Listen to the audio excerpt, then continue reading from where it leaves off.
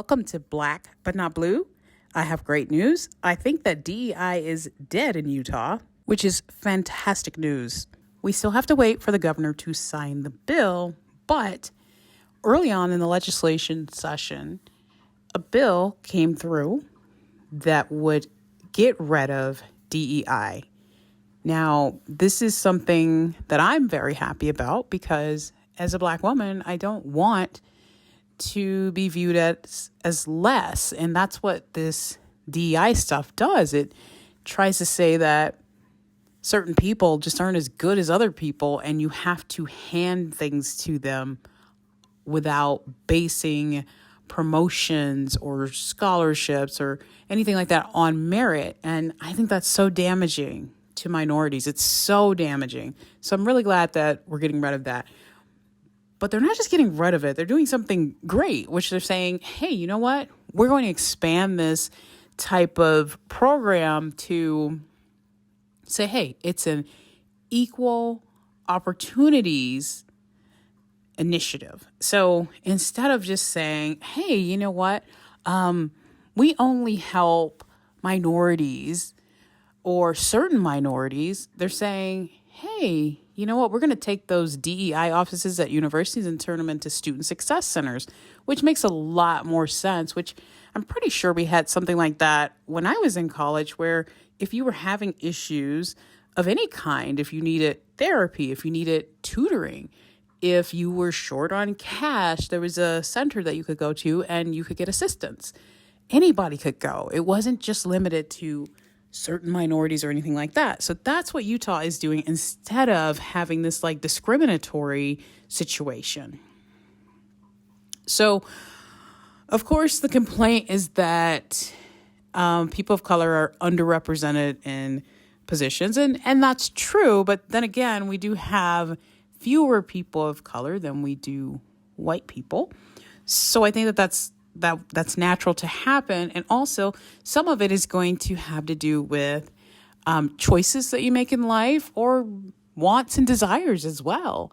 So I really hope that more companies and states get rid of this DEI stuff. It's so bad. It is not healthy. And I'm excited that Utah made that choice. Now, something really weird happened, though, as the bill passed. The Utah Democrats, which thank goodness there are a lot of them, they decided to dress up in all black like they were going to a funeral. Now, I want you to contrast that with what happens when Democrats hear like a state has approved abortion until birth. There'll be a celebration, right? So this is so crazy to me because Democrats, they celebrate the murder of babies. But if a policy, just a policy, is shut down that they support, they're in mourning.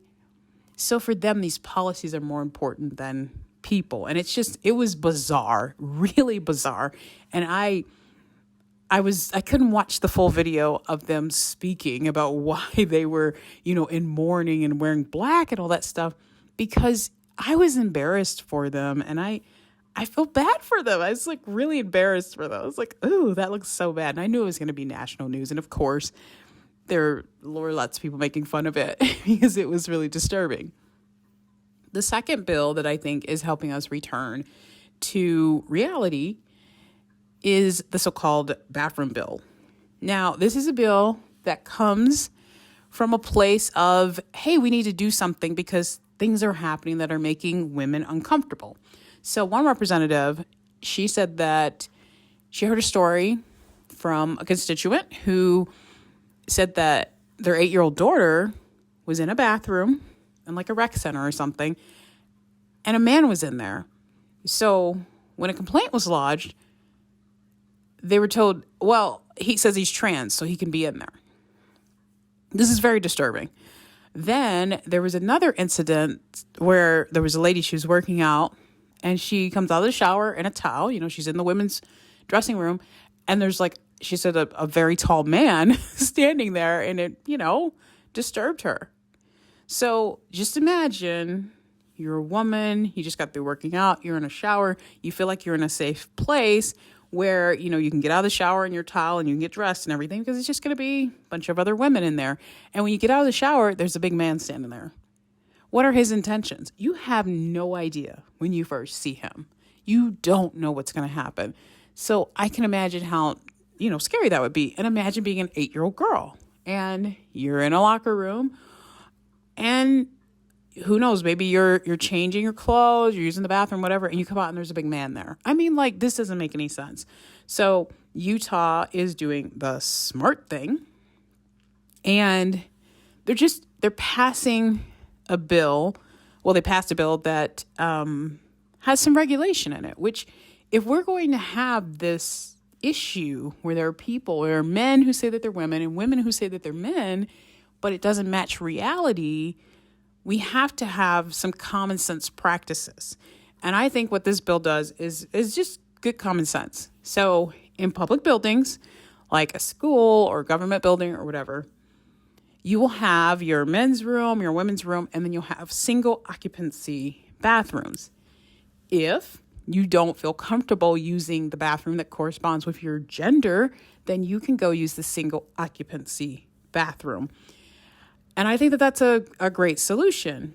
The reason is because it's not actually forcing anyone to, like they're saying, it's going to out kids and all that stuff. Well, no, if a child does not feel comfortable using the bathroom that corresponds with their gender, then they can go to the single occupancy bathroom. So the bill requires that when you build a new government building or something like that, you put more of those bathrooms in there. I think that that's a decent solution.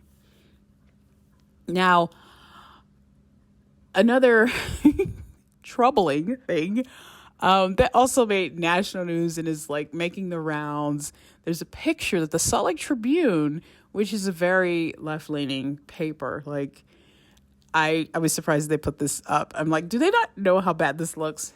There's a picture of these people running up the stairs at the Capitol, and they look like they're rabid. They look like they are, something's wrong, okay? They're enraged, and they have signs that say trans joy. And I'm like, oh my goodness. Did the Tribune not think about this before they published it? Because it's making the rounds. It's funny on the surface, but if you really think about it, these are people with severe mental illness that need some help. And it was just one of those things where if you read the articles, you'll see a lot of articles are calling this an anti-trans bill. And then they're like, there was so many people there to speak on this topic and only 9 of them supported it. So there was, and there were people that showed up, obviously, but we're not talking about a flood of people. We're talking about, let's say, about 50 or so people, okay? Maybe a little bit more. But the point is, Utah has over 3 million people. I'm confident in saying that most people in Utah are okay with this bill. I'm confident in saying that most people in Utah are okay with the DEI bill. Now, obviously, you want to be aware of differences and, different areas and in your state and all that good stuff. But these are just common sense bills. This is living in reality. It is a reality that men are men and women are women. And if other people think that's not true, that's fine for them. But reality is men are men and women are women. So why should the majority be punished for the few people who are confused on that point or are suffering some type of mental illness? I don't think that everybody should have to pay the price for that. So I'm really glad that we're passing bills that matter, that are moving us back to where we were as a conservative state, and really just a common sense state, a place where reality matters. These bills that I'm talking about, they're not perfect. There are things that I would like to see different with them, but it's a start.